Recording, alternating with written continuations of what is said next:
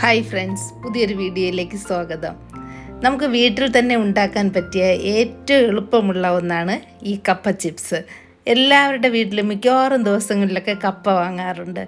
അപ്പോൾ കുറച്ച് അതിൽ നിന്ന് കപ്പ എടുത്തിട്ട് ഇതുപോലെ ചെറുതായിട്ട് അരിഞ്ഞ് പെട്ടെന്ന് തന്നെ വറുത്ത് വൈകിട്ട് ചായയോടൊപ്പം കഴിക്കാൻ പറ്റിയതാണ്. ഈ കപ്പ തൊലി കളഞ്ഞ് വൃത്തിയാക്കി ചെറിയ പീസുകളായിട്ട് മുറിച്ചെടുക്കണം. ഇതുപോലെ ഒരേ അളവിൽ മുറിച്ചെടുക്കാം. എന്നിട്ട് അതിനെ വീണ്ടും നമുക്ക് ചെറിയ ചെറിയ പീസുകളായിട്ട് കട്ട് ചെയ്തെടുക്കാം. എത്രത്തോളം ചെറുതാകും അത്രയും പെട്ടെന്ന് മൂത്ത് കിട്ടും. അപ്പോൾ എന്നെക്കൊണ്ട് കഴിയുന്ന രീതിയിലാണ് ഞാൻ ചെറുതായിട്ട് മുറിച്ചെടുത്തിട്ടുണ്ട്. നിങ്ങൾക്ക് എങ്ങനെയാണ് ഇതിലും ചെറുതായിട്ട് മുറിച്ചെടുക്കാൻ പറ്റുമെങ്കിൽ അതുപോലെ ചെയ്യുക. കുറച്ച് കൂടുതൽ സമയമെടുക്കുമെന്നേ ഉള്ളൂ, അല്ലാതെ വേറെ പ്രശ്നമൊന്നും ഇല്ല. സാധാരണ ചിപ്സ് ഉണ്ടാക്കുന്ന ഗ്രേറ്ററിൽ വെച്ച് ഇത് ഗ്രേറ്റ് ചെയ്തിടാൻ ഇത്തിരി ബുദ്ധിമുട്ടാണ്. നല്ല പ്രഷർ കൊടുക്കണം, എന്നാലേ ഇത് കട്ടായി വരുള്ളൂ. ചിപ്സ് ഉണ്ടാക്കുന്ന കടകളിലൊക്കെ നല്ല ഷാർപ്പായിട്ടുള്ള ഗ്രേറ്ററാണ്. അതുകൊണ്ട് അവർക്ക് നല്ല ഈസി ആയിട്ടിത് ഗ്രേറ്റ് ചെയ്തിടാൻ പറ്റും. നമ്മുടെ ആവശ്യത്തിന് നമുക്കിതുപോലെ ചെറുതായിട്ട് കട്ട് ചെയ്തെടുത്താൽ മതി.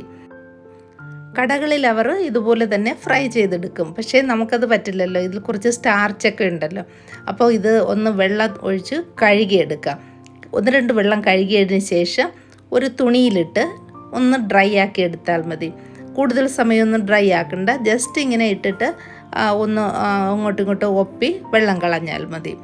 അല്ലെങ്കിൽ നല്ല ചൂട് ഓയിലിൽ ഇടുമ്പോഴേക്കും ഇത് വെള്ളം പൊട്ടി തെറിക്കും. അപ്പോൾ ഇങ്ങനെ ചെയ്താൽ ഇത് ഡ്രൈ ആയിട്ട് തന്നെ ഇരിക്കും. ഇനി വറുക്കുമ്പോൾ ചേർക്കാനായിട്ട് 1 ടീസ്പൂൺ മഞ്ഞൾപ്പൊടിയും 2 ടീസ്പൂൺ ഉപ്പും അല്പം വെള്ളവും ചേർത്ത് മിക്സ് ചെയ്ത് വയ്ക്കാം. നല്ല ചൂടായിട്ടുള്ള എണ്ണയിൽ കുറേശ്ശെ ഇട്ട് വറുത്തെടുക്കാം. ചാനൽ ഇതുവരെ സബ്സ്ക്രൈബ് ചെയ്തിട്ടില്ലെങ്കിൽ ഒന്ന് സബ്സ്ക്രൈബ് ചെയ്തേക്കണേ. തീ കൂട്ടി വെക്കേണ്ട, മീഡിയം ഫ്ലെയിമിലാണ് വറുത്തെടുക്കേണ്ടത്. തീ കൂട്ടി വെച്ചാൽ അത് കരിഞ്ഞു പോകും.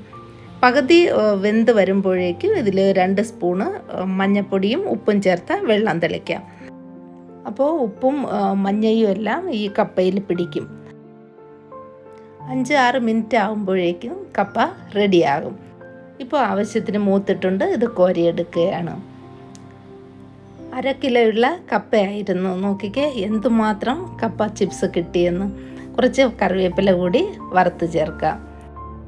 അപ്പോൾ നോക്കിക്കേ, നമുക്ക് വീട്ടിൽ ചെയ്യാവുന്ന കാര്യമാണ്. നമ്മൾ ഇതിൻ്റെ 4 ഇരട്ടി വില കൊടുത്ത് കടയിൽ നിന്ന് മോശമായിട്ടുള്ള എണ്ണയിൽ വറുത്തെടുത്തതാണ് നമ്മൾ വാങ്ങുന്നത്.